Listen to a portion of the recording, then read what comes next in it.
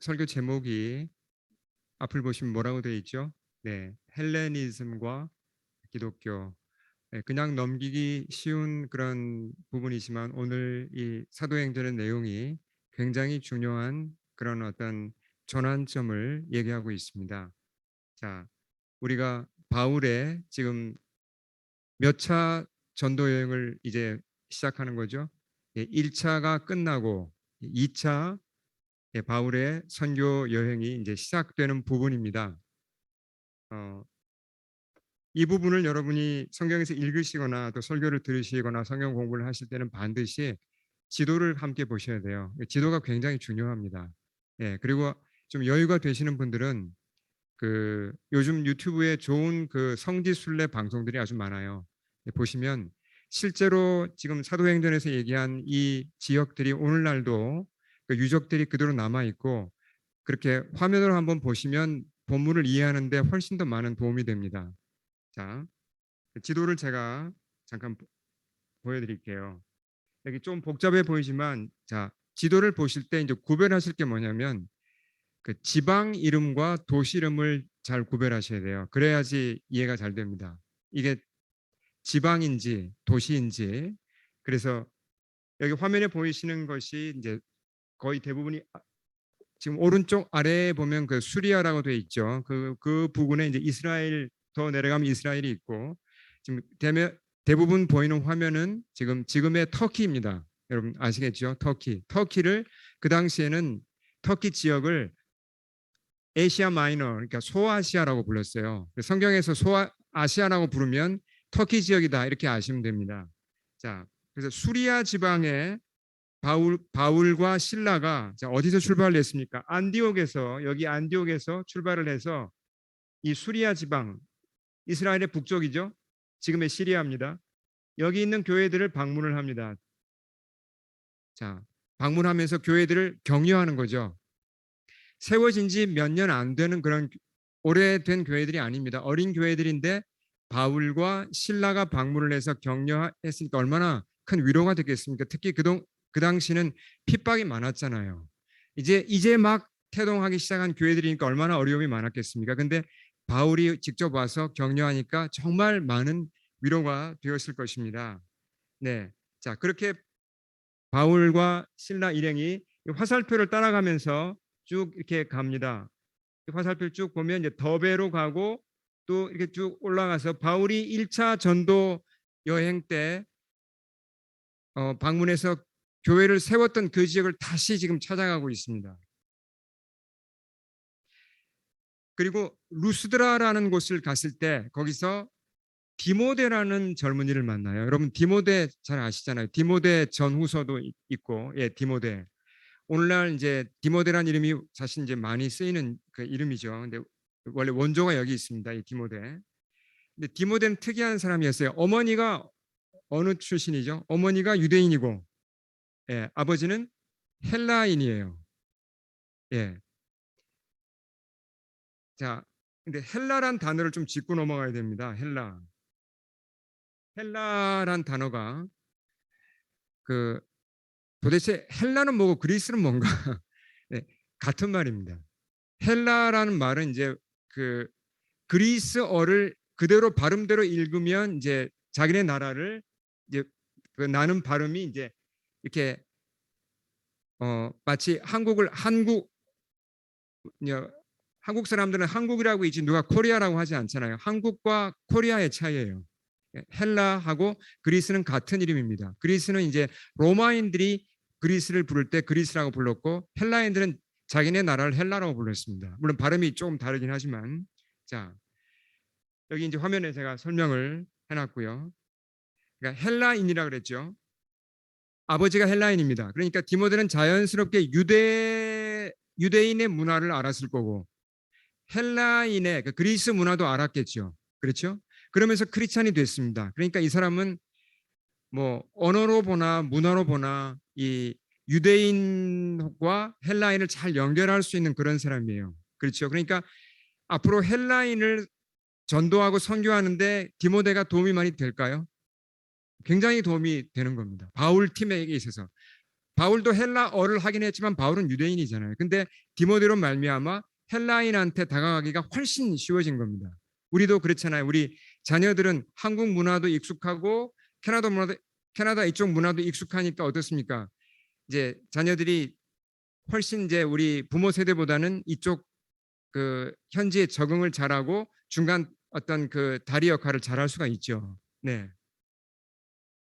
자, 그렇게 이제 선교팀이 좀 숫자가 좀 늘어났습니다. 디모데까지 합류해서 방문하는 교회마다 큰 위로를 이제 받고 굳게 세우고 교회들이 성장하는 걸 보았습니다. 예, 그러면서 이제 드디어 새로운 지역으로 바울 팀이 선교를 시작합니다. 이 화살표를 다시 보시면요. 어떻습니까? 여기 쭉 따라가면서 이쪽 바울 일행이 아마 갔을 것으로 추정하는 경로입니다. 새로운 지역 부르기아나 갈라디아 지방으로 두루 다니면서 복음을 전하려고 하는데 이상하게 뭐라고 그랬습니까? 말씀에 보면 성령님이 어떻게 했다고 그랬죠? 말씀을 전하지 못하게 했다고 그랬습니다. 6절에. 참 이상하죠. 아니 성령님이 말씀을 전하도록 격려하는 분인데 어떻게 성령님이 말씀을 전하지 못하도록 했다. 아마 다른 데서는 찾아보기 힘든 그런 표현인 것 같습니다. 그러니까 뭔가 이유가 있었겠죠. 그 지역에서 말씀을 전하지 못하게 성령님이 막으신 겁니다. 자, 그래서 바울이 좀 이제 바울 일행이 좀 혼돈이 왔겠죠. 왜 이러시나? 뭐가 이렇게 막히나? 뭐가 주님이 왜 잘 우리를 돕지 않지? 그렇게 하면서 다른 시도를 여러 군데를 하면서 이렇게 더 옮겨서 계속 전도를 하려고 시도를 하면서 더 북쪽으로 올라갑니다. 이 무시아 쪽으로 올라가게 되죠.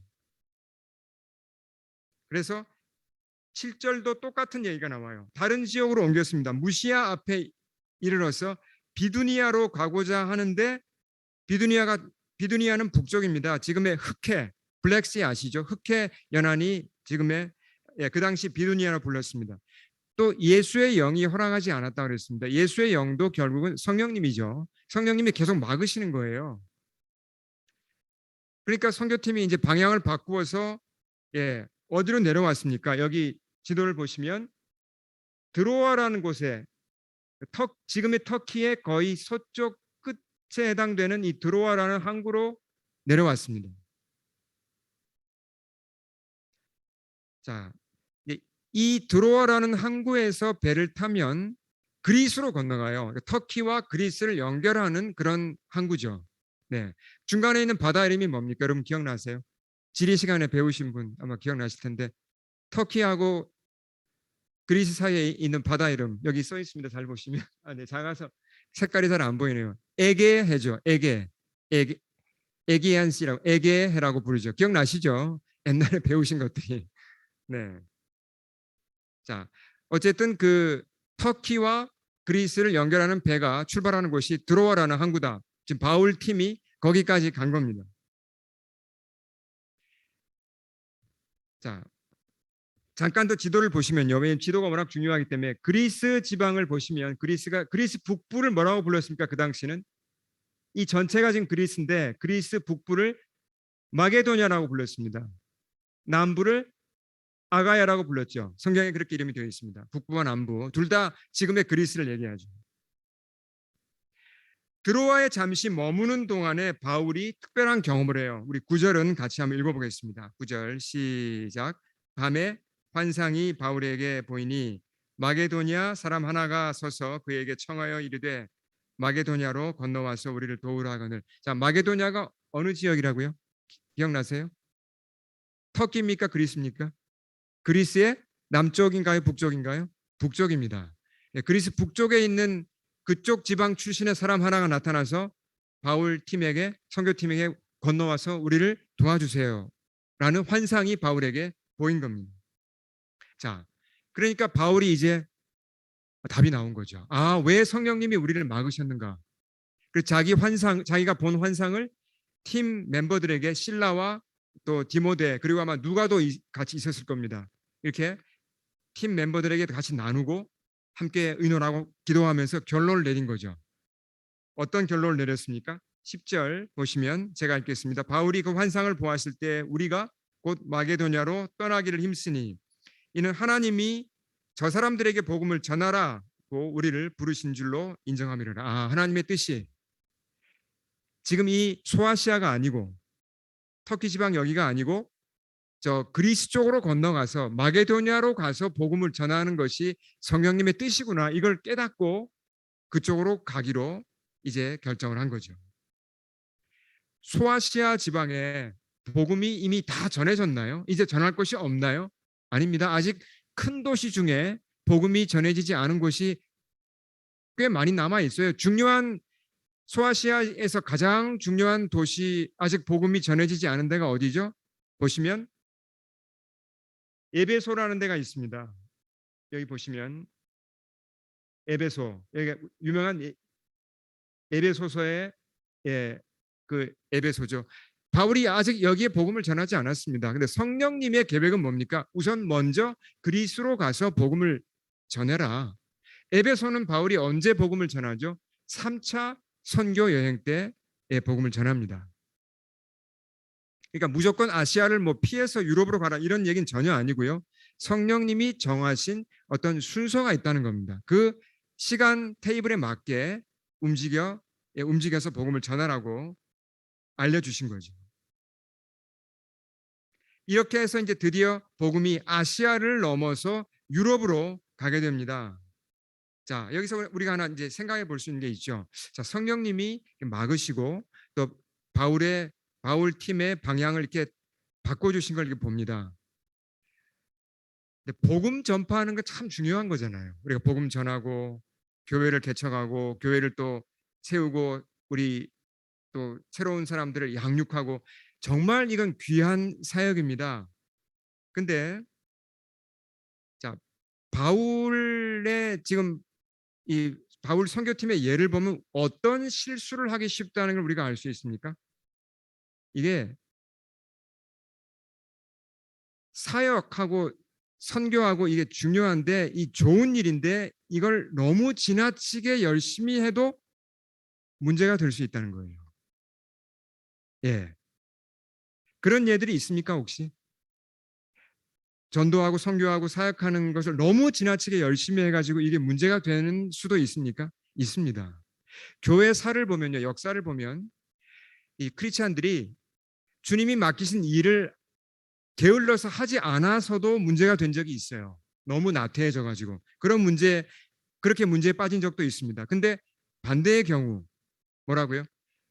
너무 사역을 열심히 해가지고 문제가 되는 경우도 있어요. 왜 그러냐면 그렇게 열심히 하다 보면 그게 주님의 뜻인 것보다 어떻게 되기가 쉽습니까? 자기 욕심일 수가 많아요. 예.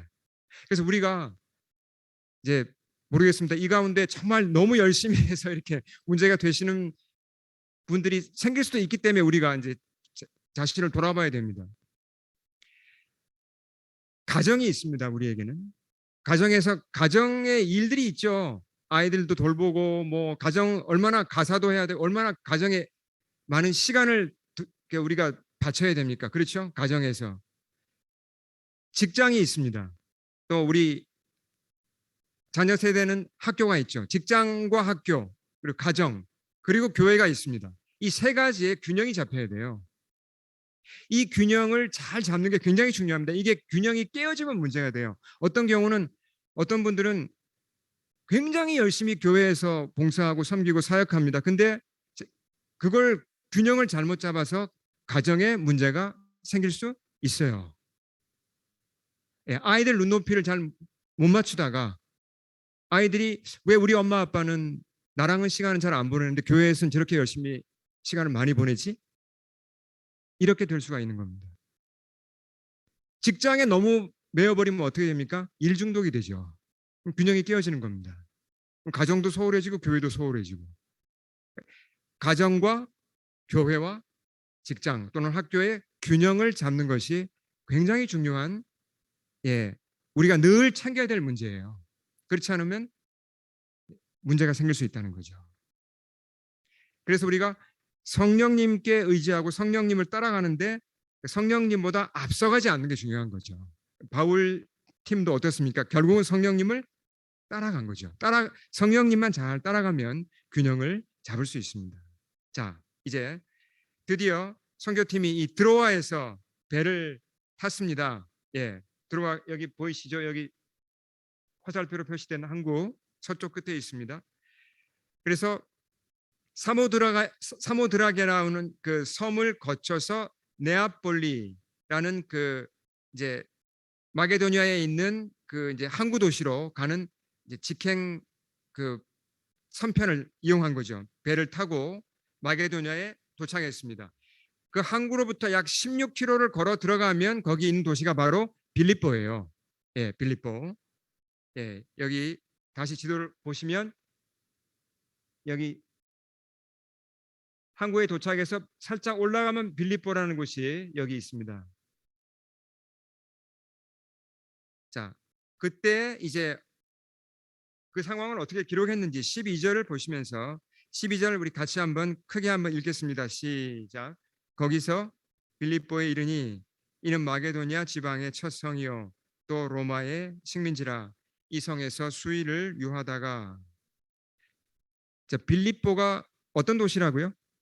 마게도니아 지역에 이게 첫 성이라는 게 첫째 가는 그런 뜻입니다. 제일 영향력이 있고 큰 도시라는 얘기예요. 네. 빌립보라는 도시는 성경에서 굉장히 중요하기 때문에 우리가 좀 챙겨서 확인할 필요가 있습니다. 좀 이렇게 정보를 알 필요가 있는데요. 빌립보에 있는 교회에 보낸 편지가 저기 편지 이름이 뭡니까? 그 유명한 빌립보서죠. 바울이 나중에 쓰게 되는. 예, 그 빌립보 교회가 있는 곳이 이 빌립보 시입니다. 자, 이 도시가 발전하게 된 이유가 있어요. 원래 그 큰 도시가 아니었는데 그건 귀금속 때문입니다. 은과 금이 여기서 많이 났어요. 금광이 많았다고 합니다. 근데 그 금광 산업을 크게 발전시킨 사람이 있습니다. 그 사람이 이름이 필리포스 2세라는 사람이에요. 자, 이 사람의 이름을 아마 여러분 잘 모르실 겁니다. 근데 이제 이 사람의 아들을 얘기하면 여러분 다 아실 거예요. 어쨌든 이 필리포스 2세라는 사람이 왕으로서 이 빌립보를 보고 이 도시 참 키울만 하겠다. 그래서 금광 산업을 크게 발전시키면서 이제 부도 많이 금광이니까 얼마나 부가 많이 나오겠습니까? 그러면서 군사력도 많이 키웠어요. 마게도니아 전체에서 가장 강력한, 더 나아가서는 그리스 전체에서 가장 강력한 도시국가가 되었어요. 그리스가 사실 여러 도시국가의 연합이잖아요. 그중에 이 빌립보를 중심으로 한 마게도니아가 가장 강한 도시국가가 됩니다. 그 역할을 누가 했다고요? 필리포스 2세가 한 겁니다. 그래서 도시 이름을 누구 이름을 따서 지은 것 같습니까? 바로 자기 이름이에요. 예, 필리포스 2세. 이게 그리스식으로 해서 자기 이름을 도시에다 갖다 붙인 겁니다. 그 아들이 혹시 누군지 아시는 분 계세요? 바로 알렉산더 대왕입니다. 다 아시잖아요. 그 유명한 알렉산더. 자, 이 필리포스 2세가 암살돼요. 예, 그러니까 뭐 갑자기 죽었는데 그 바람에 알렉산더는 20살, 약간 20살의 나이에 왕이 됩니다. 근데 이 사람 워낙 알렉산더 대왕의 업적이나 이런 것들은 워낙 유명하니까 제가 뭐 자세히 설명을 드릴 필요는 없겠습니다. 근데 금세 이제 그 나라를 크게 키우는데 그렇게 될 수 있었던 배경이 뭐냐면 자기 아버지가 그 만들어 놓은 그 이제 부와 군사력이었어요. 그래서 금방 이제 헬라 전체를 이렇게 힘을 모아서 페르시아를 칩니다. 페르시아 제국이었는데 페르시아를 쳐서 이기고 이집트 제국도 삼키고 그러면서 인도 북부까지 영토를 확장합니다. 근데 알렉산더가 몇 살에 죽었죠? 여러분 기억나세요? 알렉산더가 그 정복 전쟁을 시작한 게 기원전 334년입니다. 그때가 20대 초반이었죠. 근데 33살에 죽어요. 갑자기 죽습니다. 그 인도 정보를 갖다가 이제 이제 문제가 있어서 후퇴하면서 바벨론에서 죽습니다. 학자들에 의하면 이제 거의 이제 그 열이 나서 죽은 걸로 되어 있는데 아마 말라리아일 것으로 추정을 해요. 근데 이제 너무 그 좀 과욕을 부린 거죠. 너무 이렇게 정복 욕심이 좀 강하다 보니까 과로했고 그리고 또 좀 방탕하게 살았다고 합니다. 그런 것들이 겹친 가운데 말라리아가 들어오니까 이제 그걸 이겨내지 못하고 죽은 것이죠. 오늘은 이제 시간 관계상 우리가 이걸 다 볼 수는 없지만 참 너무나 놀라운 사실이 하나 있습니다. 이 알렉산더와 관련해서 자, 알렉산더가 몇 년도 사람이라고요? 이 사람이 그 정복 전쟁을 시작할 당시 그때가 기원전 334년경이거든요. 근데 그때로부터 약 한 230년 전에 알렉산더 대왕이 출현할 것을 예언했습니다. 누가 한지 혹시 아세요? 성경에 써 있어요. 이게 어딘지 혹시 아세요? 다니엘서입니다. 다니엘서 8장 읽어보시면 알렉산더라는 이름은 안 나오는데 누가 봐도 이 사람 알렉산더다라고 알 수 있게 나와요. 다니엘서 8장 5절에서 8절 그리고 18절에서 22절에 보면 그 내용이 예언되어 있습니다. 심지어 그 알렉산더가 죽은 후에는 나라가 이제 흔들리죠. 그러면서 측근이었던 장군 4명에 의해서 나라가 헬라 제국이 내등분이 됩니다. 내등분이 되어서 그 측근들이 통치를 하게 되는데 그것까지도 후계자가 4명이 일어날 것이고 더 나라가 약해질 것이라는 사실까지 다니엘서에 예언되어 있어요. 참 놀랍죠. 참 소름이 돋을 정도로 정확하게 이것이 성취된 것을 알 수 있습니다. 자, 제가 왜 이 말씀을 드리냐면 세계를 경영하시는 분이 누군가 하는 겁니다. 이 인류 역사가 어떻게 흘러가고 이걸 누가 주관하고 누가 이걸 지휘하는가 하는 거예요. 뭐 예언이 맞다 안 맞다 그게 중요한 게 아니라 훨씬 더 중요한 건 뭡니까? 하나님께서 역사를 주관하시고 세상을 경영하신다는 겁니다. 그게 중요한 메시지예요. 하나님의 뜻을 이루어 가세요. 예. 하나님의 뜻대로 나라를 일으키시고 나라를 망하게 하시고 하나님의 뜻대로 사람을 세우시고 사람을 이렇게 내려가게 하시고 하나님이 그렇게 하십니다. 하나님의 계획이 있습니다. 그 계획의 핵심이 뭐예요? 하나님이 세상을 통치하시고 경영하시는 그 이제 어떤 계획이 있는데 그 계획을 한마디로 요약하면 뭐라고 할 수 있죠? 물론 이게 뭐 워낙 방대한 계획이기 때문에 우리가 뭐 간단하게 말하기는 어렵지만 예수님께서 이것을 딱 한 줄로 요약하셨습니다. 하나님의 세상 경영 계획이 뭔가 이 한 줄로 요약했습니다. 마가복음 13장에서 예수님이 말세에 대해서 말씀하시며 10절에서 하신 얘기죠. 같이 한번 읽어볼까요? 자, 우리 크게 저를 보시고 자, 화면을 보시고 크게 한번 읽겠습니다. 시작. 또 복음이 먼저 만국에 전파되어야 할 것이니라. 자, 세계를 경영하시는 하나님의 가장 큰 관심은 어디 있다고요? 복음이 전파되는 겁니다. 그 목적 가운데 이렇게 지휘를 하시는 거예요. 역사를. 그 코드를 가지고 세계사를 보면 답이 나옵니다. 아, 이래서 이 나라가 망했고 이 나라가 흥했고 이렇게 흘러왔구나 이게 보인다는 겁니다. 이 마가복음 13장 10절의 이 메시지는요. 한 개인의 인생을 봐도 마찬가지예요. 무슨 얘기입니까? 한 사람, 한 개개인의 인생을 보아도 하나님이 어떻게 그 사람의 인생을 섭리하시고 인도하신다는 거죠. 그 사람이 뭘 하도록요? 복음을 깨닫고 받아들이도록 그 사람의 인생을 하나님이 그렇게 간섭하신다는 얘기입니다. 자, 이게 참 좋게 들리기도 하고 어떤 인간적으로 생각하면 사실 좀 부담이 되기도 해요. 왜 그러냐면 하나님은 우리가 고난을 많이 받느냐, 뭐 적게 받느냐, 크게 관계를 안 한다고도 볼 수 있습니다. 우리가 세상에서 성공하느냐, 성공하지 못하느냐 이런 것보다도 하나님의 관심은 어디 있다는 거죠. 첫째 관심은 지금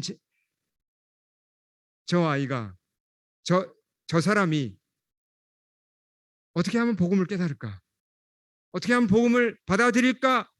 거기에 초점을 두고 사람의 인생을 인도해 가신다는 거예요. 네. 복음을 받아들인 다음에는 이제 그 다음 단계로 가시겠죠. 더 어떻게 하면 그리스도를 닮아가게 할 수 있을까? 결국은 다 복음과 관련되어 있다는 것입니다. 자, 조금 더 우리가 이 배경을 좀 더 살펴보겠습니다. 지금 이제 헬라 땅으로 가서 바울이 헬라 사람들에게 그리스 사람들에게 복음을 전하잖아요. 자, 그게 어떤 의미가 있는지 한번 잠깐 보겠습니다. 여러분 헬레니즘이라는 얘기 혹시 들어보셨죠? 오늘 설교 제목을 제가 헬레니즘이란 단어를 포함시켰는데 헬레니즘이 뭐죠? 많이 들어보셨잖아요. 아마 세계사 시간에 여러분 옛날에 배우셨을 겁니다. 우리 다음 세대들은 학교에서 분명히 이거 여러분 지금 배우고 있거나 지금 배운 겁니다. 헬레니즘이 뭐죠? 자, 헬라가 뭐라 그랬습니까? 헬라는 그리스 그리스를 헬라라 그런다 그랬죠. 그러니까 그리스에 사는 사람들이 헬라인입니다. 헬라 헬라 사람들의 사고방식이 헬레니즘이에요. 헬라 사람들의 문화가 헬레니즘이에요. 그 사람들이 어떻게 생각하고 어떤 문화를 가지고 사는가 이게 헬레니즘입니다. 오늘날 한류가 뭡니까 여러분? 한류 사실 이게 처음 들으면 서양 사람들 잘 모르잖아요. 물론 이제 관심 있는 사람들은 알죠. 한류가 뭐죠 여러분? 한류는 뭐 너무나 우리 쉽게 알 수 있죠. 한류는 한국 사람들의 뭔가 이 문화죠. 예. 그 속에 한국인들의 어떤 정서가 들어있고 그렇잖아요. 비슷해요. 헬라인들의 문화와 헬라인들의 사고방식이 뭐냐면 헬레니즘입니다. 알렉산더 대왕이 짧은 시간 내 거의 3년 만에 다 정복을 했어요. 거의 중요한 나라들을. 근데 이 사람이 그렇게 넓은 지역을 다 점령해 놓고 자기네 문화를 심었습니다. 그래서 지금도 이집트의 어떤 도시 이름 중에 뭐가 있죠? 알렉산드리아라는 도시가 있어요. 알렉산드리아. 자기 이름을 딴 거잖아요. 그런 식으로 정복한 그 넓은 지역에 헬라 문화를 갖다 심었습니다. 근데 헬라 제국이 망한 이후에도 이 헬라 문화는 남아 있었어요. 참 신기하죠. 어떻게 이게 남아 있었을까요? 심지어 기원전 146년 무렵에 로마 제국이 일어납니다. 예. 로마 제국이 이제 주도권을 잡죠. 세계 주도권을 잡습니다. 근데 로마는 자기네 문화가 있을 거 아니에요. 자기 문화가. 근데 그때까지 남아 있던 헬라 문화를 다 이거 헬라 문화 싫어. 배척. 이 다 없애버려. 그랬을까요? 그러지 않았습니다. 로마가 어떻게 했죠? 헬라 문화 좋은 거야. 이거 지켜, 간직해. 그걸 그대로 다 받아들였어요. 로마가. 그러니까 로마가 군사적으로는 강국이었지만 문화적으로는 누굴 걸 그대로 받아들였죠? 그리스 것을, 헬라 것을 그대로 받아들였습니다. 그래서 로마 시대, 우리 신약 시대, 예수님 시대 그 전체 지중해와 소아시아 전체 공용어가 뭐였습니까? 공용어? 헬라어예요. 헬라어가 공용어였습니다. 헬라 문화가 다 잡고 있었어요. 그 당시 그 사람들의 사고방식을 뭐 지배했다라고 뭐 이렇게 사람들의 그 사고를 주도했던 것이 철학이잖아요. 여러분 앞서도 보았지만 이 고전 철학, 고대 철학의 대부분은 누가 쌓은 겁니까? 헬라 사람들이 쌓은 겁니다. 헬라 사람들의 철학과 문화와 언어가 그대로 수백 년을 흘러갑니다. 신약 시대에 그대로 다 이게 흘러간 거예요. 그래서 여러분 이걸 생각해 보셔야 돼요. 자, 사도행전이 무슨 언어로 쓰여졌습니까? 마테마가 누가 요한복음이 무슨 언어로 쓰여졌습니까? 헬라어로 쓰여졌어요. 헬라 문화 속에서. 예, 그걸 생각하셔야 됩니다. 여기에 하나님의 놀라운 섭리가 있습니다. 만약에 생각해 보세요. 이게 히브리어로 그냥 쓰여졌거나 그 당시 이제 뭐 유대인들만 그 유대인들이 쓰는 히브리어로만 복음서가 쓰여졌다면 이게 전파되는데 훨씬 더 느렸을 겁니다. 근데 그 당시 지중해권 나라들과 이 근동지방 이 소아시아 지역에 널리 퍼져 있던 헬라어로 신약 성경이 쓰여졌기 때문에 엄청나게 빠른 속도로 복음이 전파될 수 있었던 거죠. 이건 이 준비를 누가 했습니까? 하나님이 하신 거예요. 언제 했죠? 누구를 통해서요? 알렉산더를 통해서 한 겁니다. 예수님이 오시기 약 300여 년 전에 이미 언어를 그렇게 통일시켜 놓고 문화를 만들어 놓은 거예요. 토양을 만들어 놓은 거예요.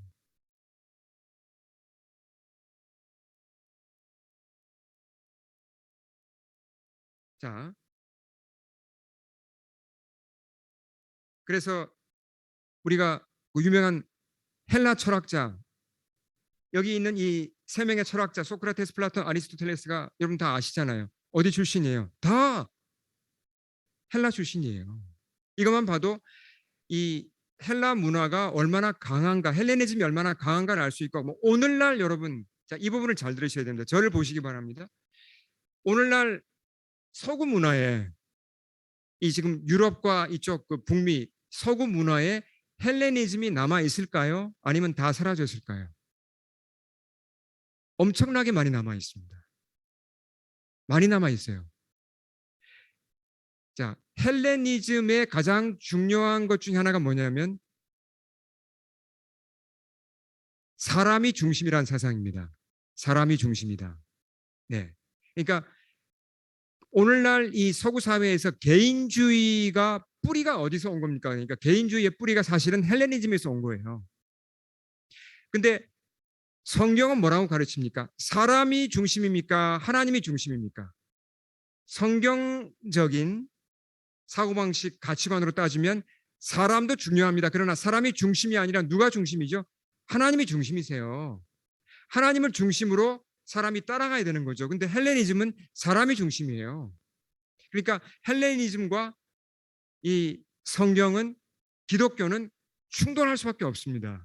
자, 그러니까 영적으로 보면요. 이게 어떻게 되는 거냐면 바울이 복음을 가지고 지금 어디로 가는 겁니까? 헬라로 들어가는 겁니다. 본토로. 그렇죠? 자, 기독교를 가지고 복음을 가지고 어디로 들어가는 겁니까? 헬레니즘의 본거지로 들어가는 것입니다. 영적으로 보면 이게 대단히 큰 전쟁이에요. 하나님 사상, 이 기독교 복음과 헬레니즘의 전쟁인 겁니다. 과연 이길 수 있을까요? 지금까지 어떤 종교나 어떤 사상이나 헬레니즘하고 붙으면 다 졌습니다. 이기질 못했어요. 로마도 이기질 못했습니다. 그런 상황에서 바울이 지금 복음을 가지고 헬레니즘의 본거지로 들어가는 것이 오늘 이 사건이에요. 그런 관점으로 오늘 사건을 보셔야 합니다.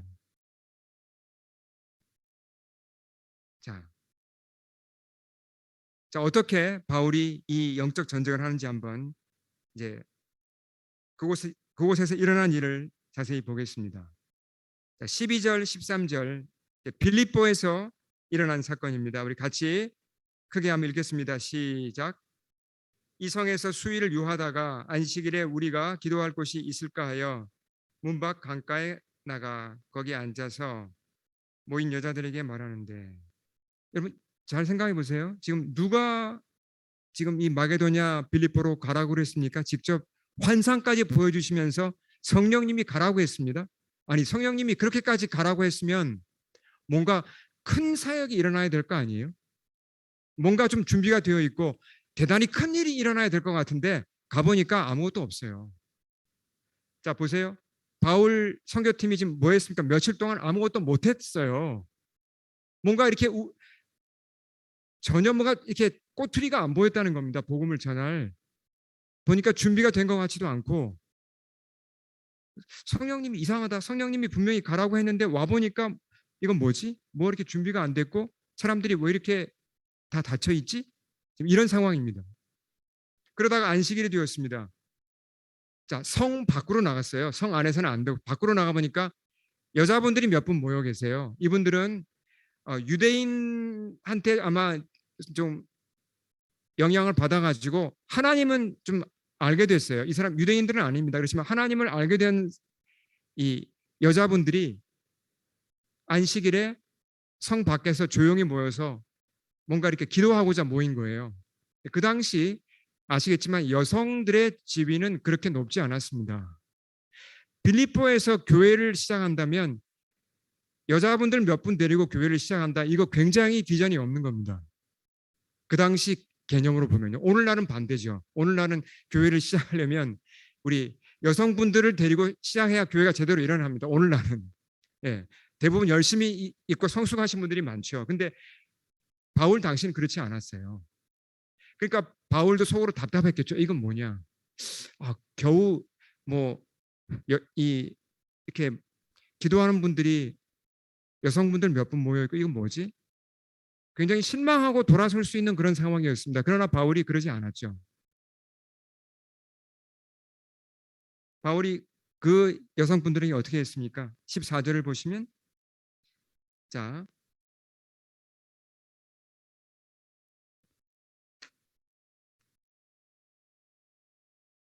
13절부터 다시 잠깐 보면요. 바울이 뭐라고 그랬습니까? 거기 앉아서 모인 여자들에게 말했습니다. 복음을 전한 거죠.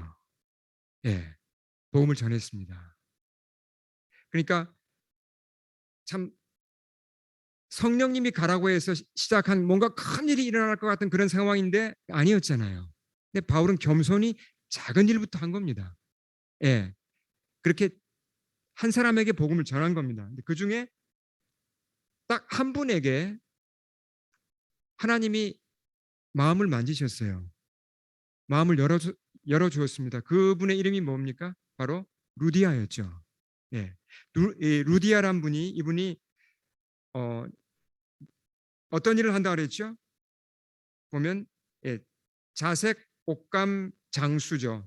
옷감 장수. 그러니까 옷감 사업.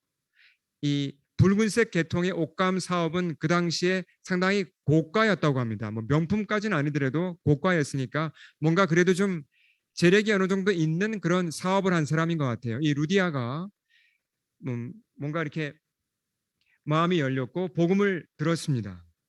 그리고 굉장히 좀 이렇게 씩씩하고 아주 그 좀 밝았던 것 같아요.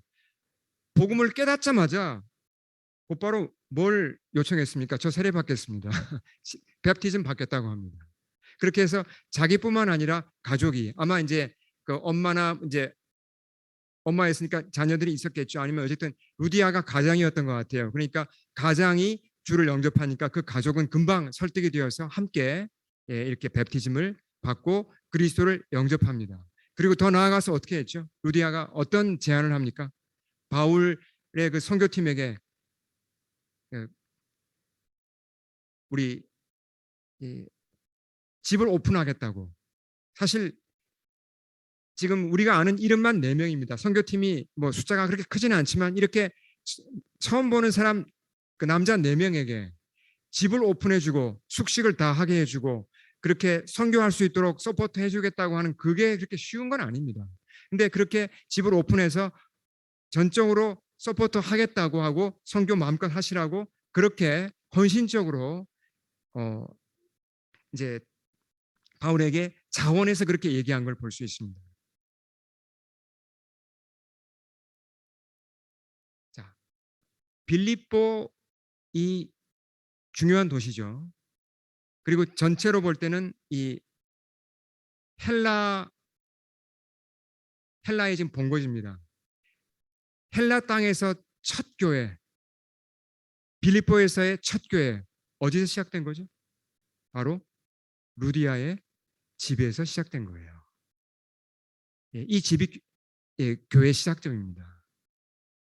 자, 여기서 우리가 결론적으로 아주 중요한 한 가지를 우리가 점검하고 마치겠습니다. 지금 영적으로 보면 굉장히 중요한 일이 벌어지고 있다고 그랬습니다. 어떤 일이 벌어지고 있다고요? 기독교와 헬레니즘의 싸움이에요. 그렇잖아요. 헬라의 어떤 그 헬라라는 어떤 그 거대한 세력과 복음의 싸움입니다. 충돌입니다. 그리고 성령님이 가라고 했습니다. 뭔가 큰 일을 해야 될 것 같고 이제 유럽 땅에 첫 발을 내디뎠고 정말 아주 중요하고 큰 일이 시작되는 그 순간인데 실제로 바울이 한 일은 뭐라고요? 한 사람에게 복음을 전한 거였어요.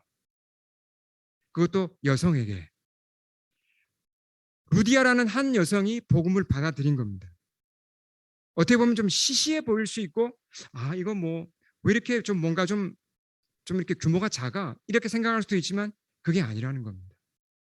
하나님의 일은 이처럼 한 사람이 중요하다는 거예요. 한 사람이 복음을 받아들이고 자기 집을 오픈하고 주께 마음을 열고, 이것이 사실은 가장 중요한 일이고, 이런 일을 통해서, 이런 한 사람의 변화를 통해서 교회가 세워지고, 한 사람의 변화를 통해서 하나님이 그 땅을 놀랍게 변화시키기 시작할 수 있다는 것입니다. 그러니까 우리가 분명히 배울 수 있죠. 한 사람에게 복음을 전하는 것, 한 사람에게 내가 다가가서 그 사람을 정말 주의 이름으로 돕는 것, 이게 절대로 이게 정말 그냥 넘길 일이 아니에요. 이게 시시한 일이 절대로 아닙니다. 주님 안에서 시시한 일은 없어요. 한 사람이 정말 귀합니다. 내가 한 사람을 귀하게 여기고 그 사람을 돕고 사랑하고 또 복음을 나누고 그 사람을 내가 도울 때, 거기서 위대한 일이 시작된다는 겁니다. 거기서 하나님의 일이 시작된다는 것입니다. 믿으십니까? 아멘. 우리 함께 찬양 드리고 기도로 이어지겠습니다. 찬양팀 나오셔서 우리 찬송가 저장미꽃 함께 찬양하겠습니다.